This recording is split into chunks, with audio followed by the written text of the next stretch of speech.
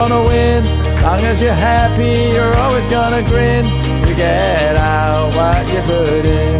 You get out what you put in. Never gonna lose, never gonna win.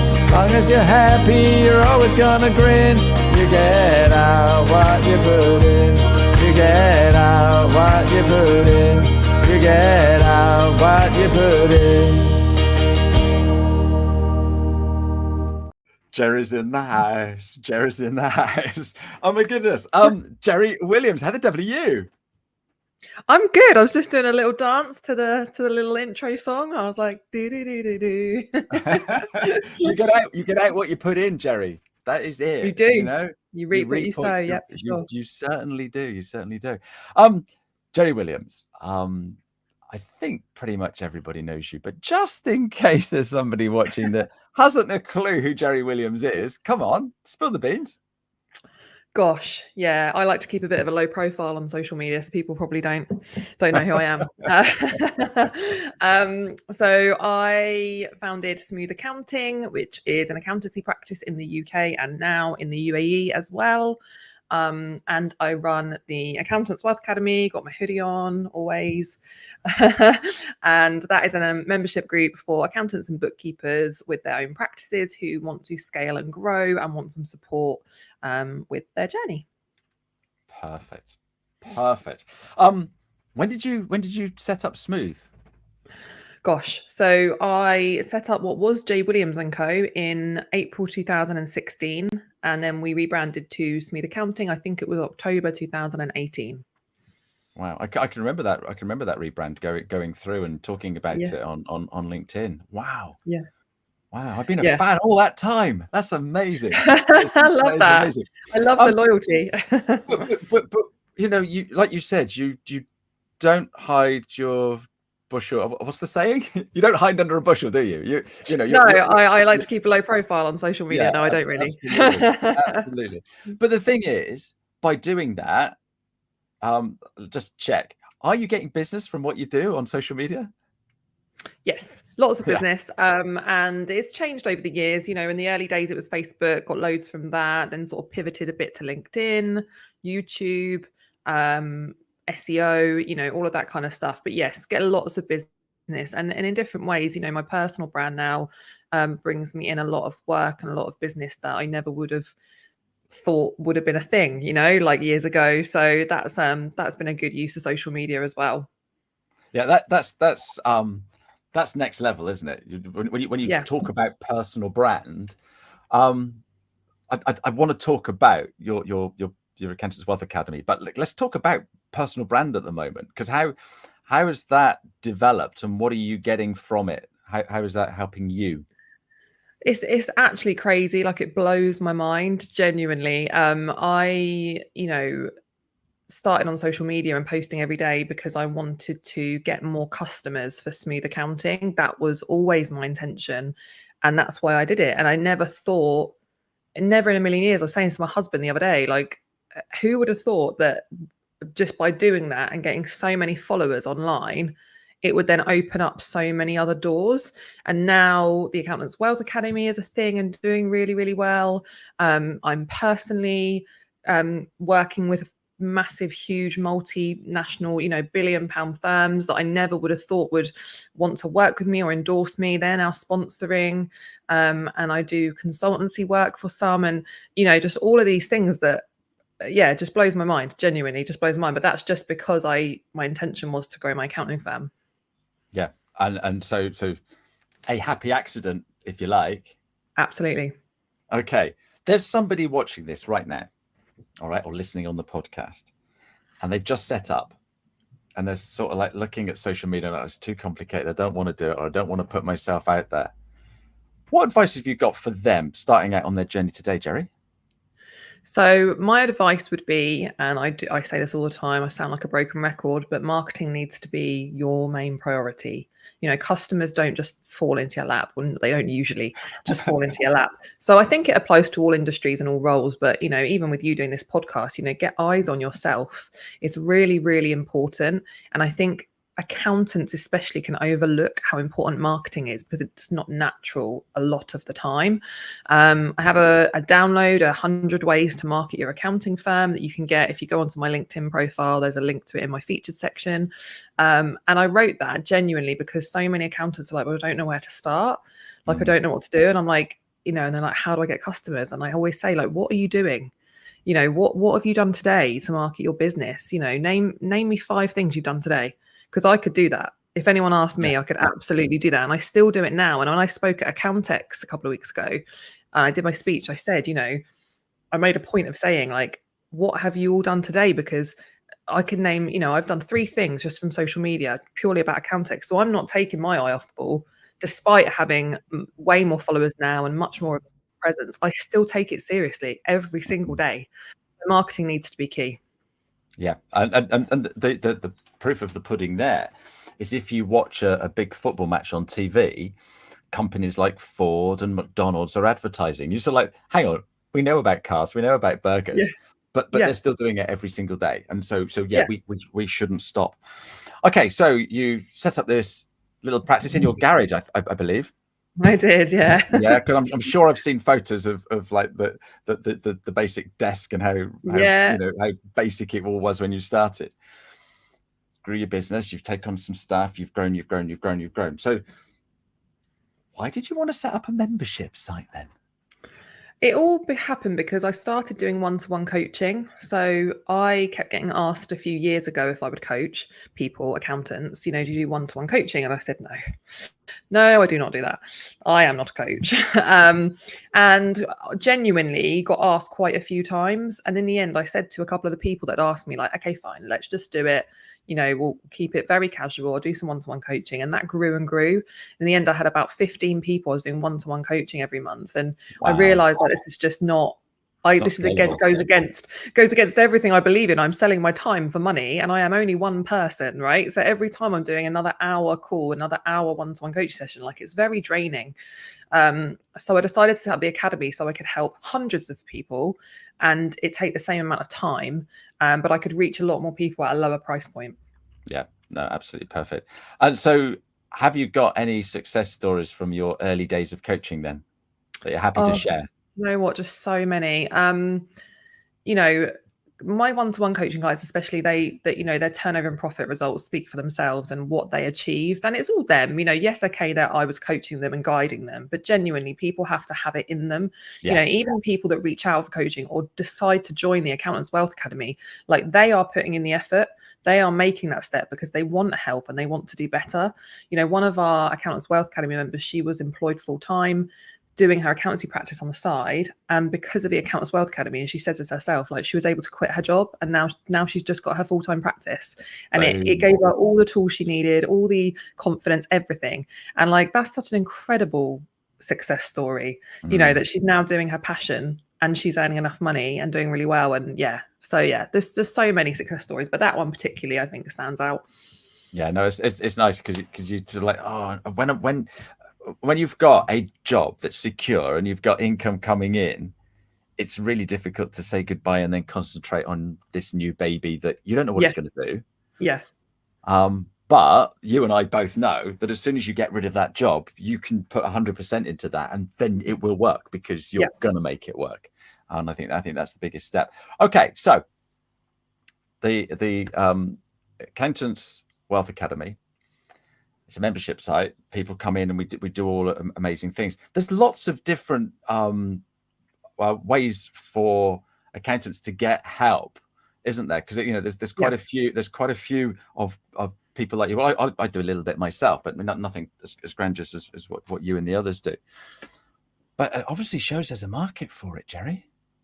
Yeah, there definitely is, and like, I wish it existed when I set out, and that's another reason I set it up, because I was like, I would have needed something like this. I didn't really have a clue what to do. There were so many questions like, what do you do for IT? What software am I supposed to use? Who are you people using for insurance? Like, what do I do if I've got a complaint? Like, all these kind of things, and nowhere to go, no one to ask. You can Google search, all day long, but it's not the same as, we've got such a supportive community, and every single day, multiple times a day, people having chats in the community and helping each other. And it's incredible. You know, it's not competition, it's collaborating. And I just think we're all so much better as a result of coming together. You know, we don't need to compete. There's more than enough work for all of us, you know. So just that community side of it is just so, so nice. And that's what I think people love and want now. And this is what I get from the accounting space. I've been here for 17 years, you know, Jeri. Wow. When I used to work for Digita, selling software to accountants. Sorry, I used to use Digita. Sorry? I used to use Digita. Yeah. So I was there. And I don't think you can find anyone more loyal than an accountant or a bookkeeper. And like you say, the collaboration. I can't think of many industries where everyone would go in and go, oh, this is how you do this, or this is the best software for that. Or, you know, I know stories of people traveling down to other parts of the country to help them with their setting up some of their software. That's what a community it is. Yeah. Why do you think that is, Jeri? I think because it's a very lonely place to be. I think being a business owner, you know, I've got a whole team of people, but it's very lonely. You know, it's you do feel quite isolated, and you know, knowing other people are going through the exact same things. You know, I will post in my academy and be like, we've just lost loads of clients in the last couple of months. And, you know, everyone's like, oh my God, like, so have we. And then people come out and they're like, oh, thank God other people are going through it. Like, you're not the only one, because you do feel like you are the only one. And why is everything going wrong for you? And the minute you go, actually, it's happened to us, we've done this to try and make it better. We've done this to try and make it better. You know, you're getting that support, you're getting ideas to solve the problem. And I just think, it's just, yeah, it helps with that loneliness, I think. Yeah, that's a really sad thing to say, isn't it? That we're lonely, but it's lonely at the top. It is. It is. And I don't know about yourself, but you know, my wife doesn't have a clue what I do. And so when I go in, and I don't have a clue what I do either, Jeri, but that's another story. But, you know, I go in and I start like, oh, this has happened and that's happened, and it's like, oh, just have a piece of cake or whatever, you know. And it's like, you know, I need to talk to somebody that knows a little bit, and so by having a community to jump in is absolutely fantastic. So you're working with many accountants and bookkeepers. What do you think is the biggest struggle that you know they all have?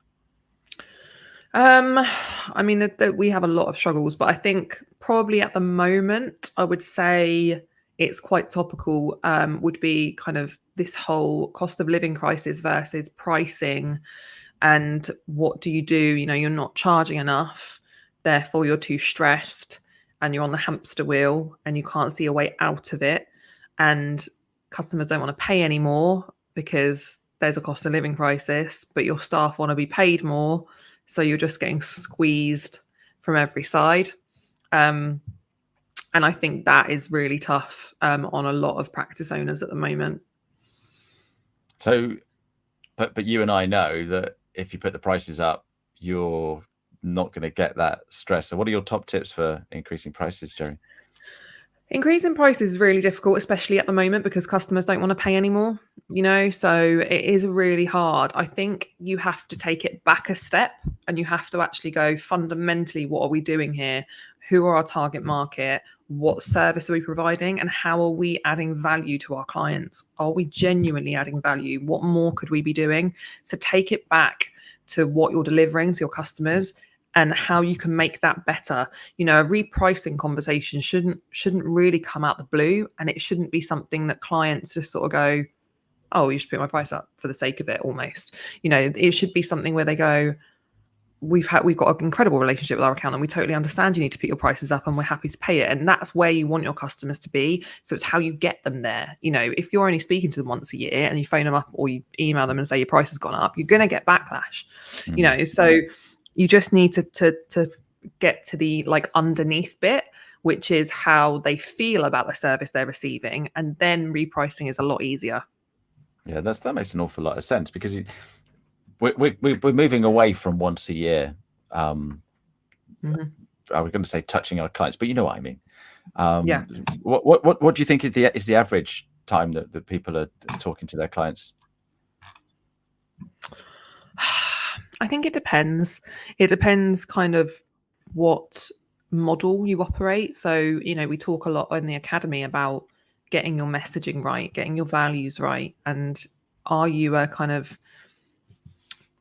platinum accounting firm, boutique, really high-end service kind of business, or are you a kind of no frills, cheap kind of churn style business? And either of those is absolutely fine. It doesn't matter. It doesn't matter which one you are, but you need to get right on that, because all your decisions need to be made around that. And this is something that I learned years ago when Simon Chaplin was coaching me. And I remember him questioning me about it at the time and saying, what are you? Which one? And I was like, well, I'm kind of in the middle. Like, I'm like a Sainsbury's, you know, I'm not like I'm not an Asda, but I'm not a M&S. So I just, and you know, why can't I just be in the middle? Like, and he was like, you can, but you're just making life harder for yourself and every decision that you make. So you can stay in the middle. It's up to you. And I was like, oh, I knew he was right. So I took a lot of time back then, you know, many years ago, kind of getting it right for Smooth and then helping others now. I totally understand that and what I went through. So I think get that right. What are you, a churn business? If you are, you need to have touch points, a lot less. Once a year is fine. You're a cheap and cheerful practice. That's fine. There are customers that want that and are happy with that. If you're a frills business, it needs to be frequently, you know, monthly. Mm-hmm. Simon Chaplin, you've got to give the guy a shout out. When did you? So when you're running your practice, how long into running your practice did you say, oh my goodness, I need somebody, and then you found Simon?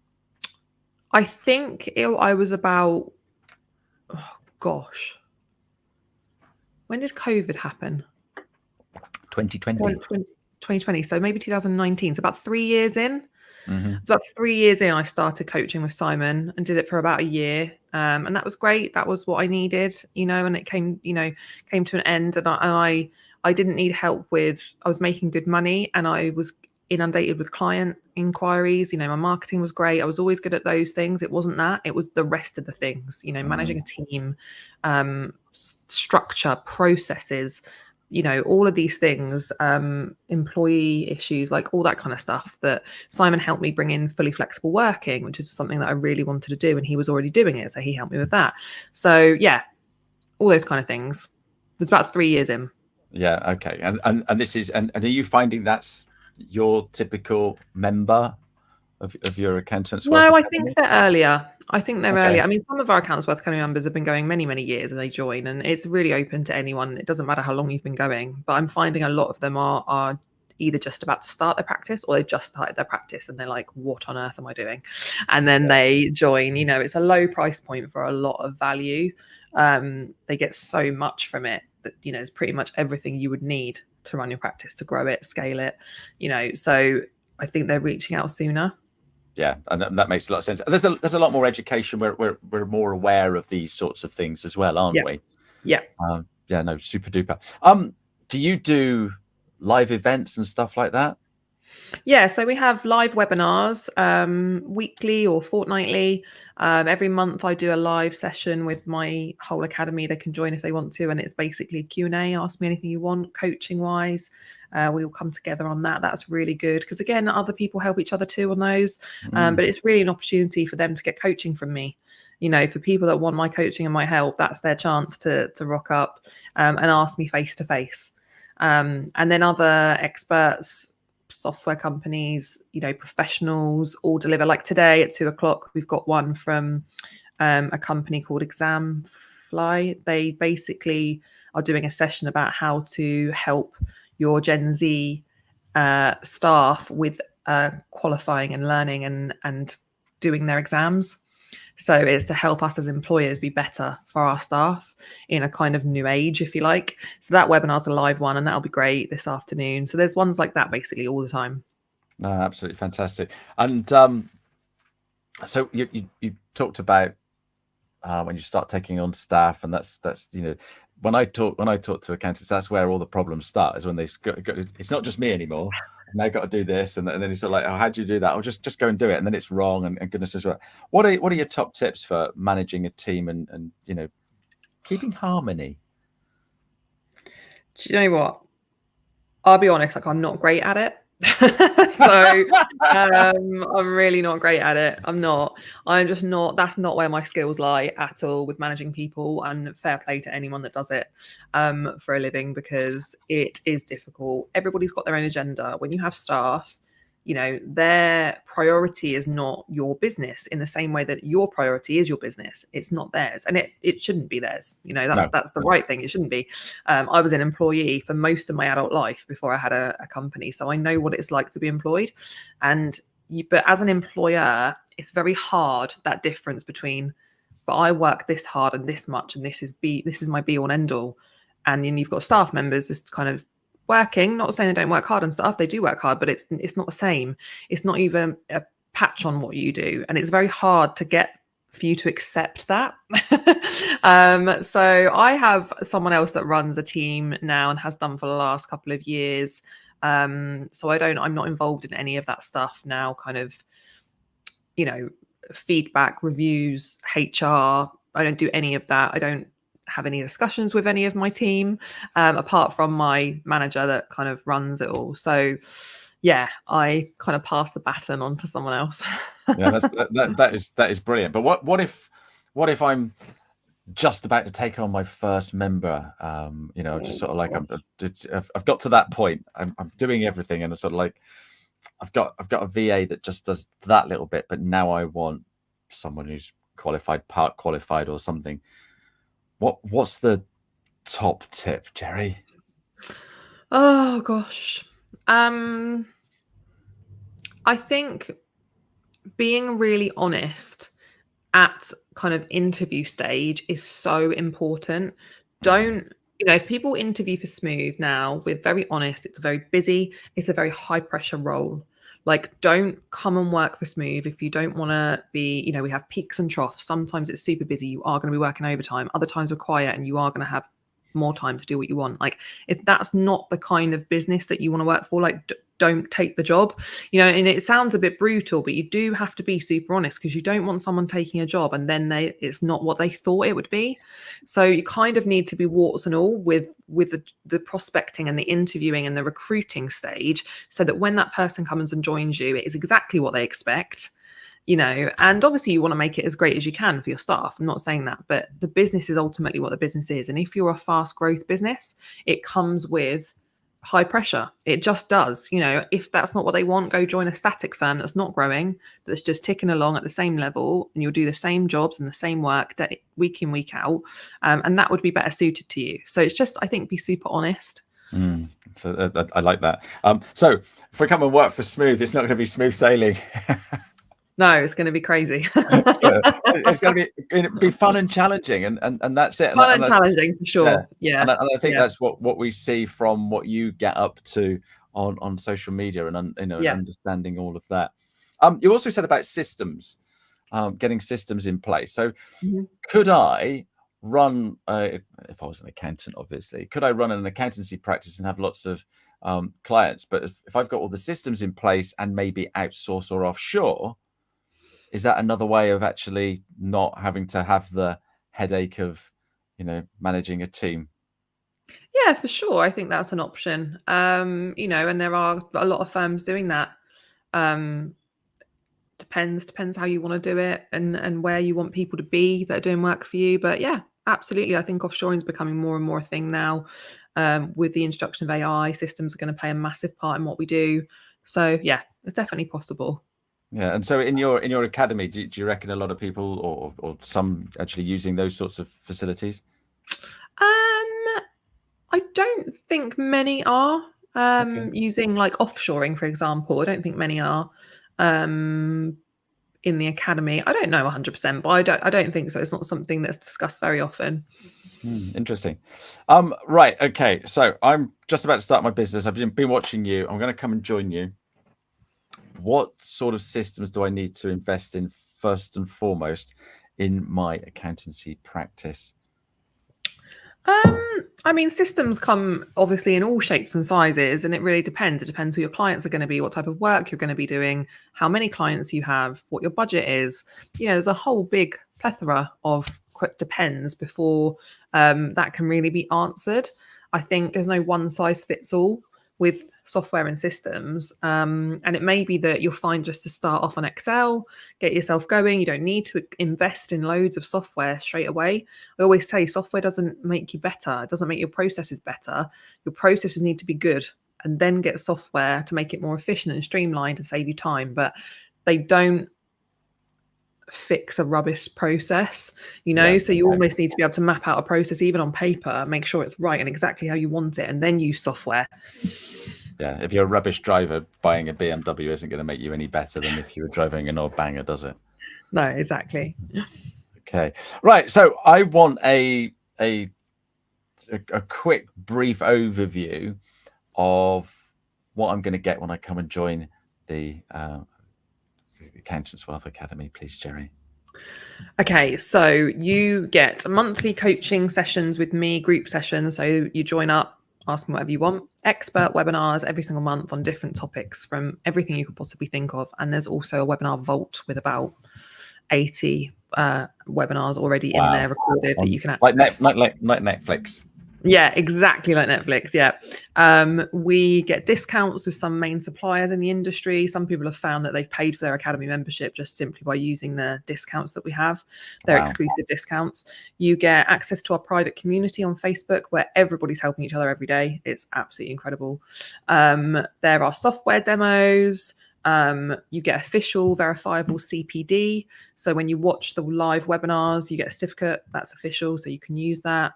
We do meetups, usually once a year. We all get together in person as well.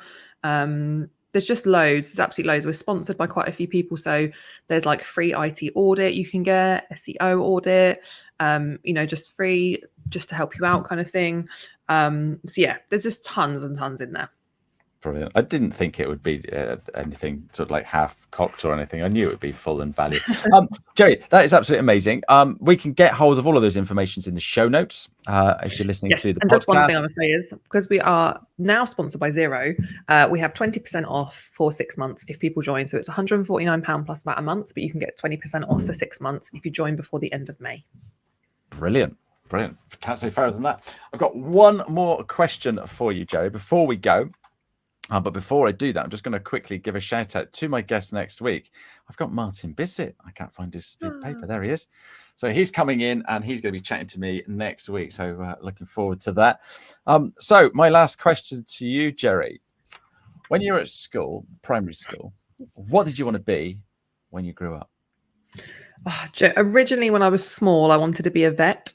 I wanted to be a vet for a long time until I found out you had to put animals to sleep if they were obviously really unwell. Then that absolutely broke my heart. So I was like, no, I can't do that. And then I quickly changed and I wanted to be an accountant. Boom. There you go. And here you are, living the dream. The dream. Jeri, it's been absolutely delightful chatting to you. Thank you very much for all the insights that you've given us today. And we will speak to you again very soon. Thanks very much indeed. Thank you. Thanks for having me. It's been brilliant. Cheers, Ashley. Bye-bye. See you later. Bye. You get out what you put in. Never